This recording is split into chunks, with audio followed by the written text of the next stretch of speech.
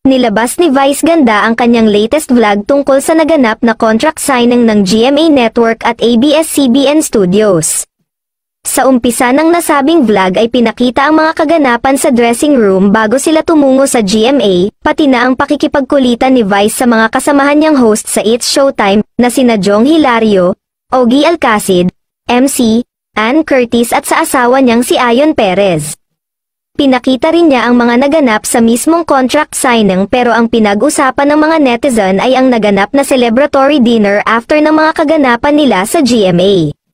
Sa nasabi kasing dinner ay kinausap niya ang isa sa mga original host ng noontime show na si Vong. Ikinwento nito na hindi ipinaalam sa kanila ni Vice ang mga nangyayaring negosasyon sa pagitan ng mga kapamilya at kapuso bosses.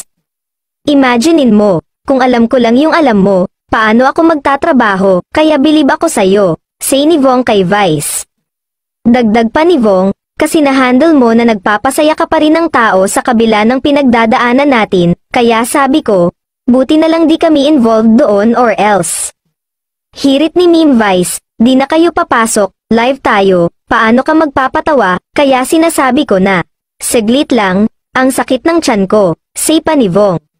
Say naman ni Vice, kasi yung journey nito bago magkapirmahan, di namin kinukwento sa kanila kasi marami siyang alon. Buti pang di nila alam kasi mahirap mag-work para happy lang yung team, kaya noong nalaman nila happy na rin yung result. Sa huli ay nagpasalamat si Vong sa kanyang kaibigan na si Vice. Thank you Brad kasi inabsorb mo na lang lahat para sa amin para ako na sige.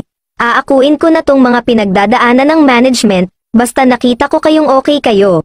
Okay na rin ako. Ang saya-saya nga ng dinner na iyon kung saan tinukso pa nila si Ann na papasok na ito sa show ng 4 na beses sa isang linggo.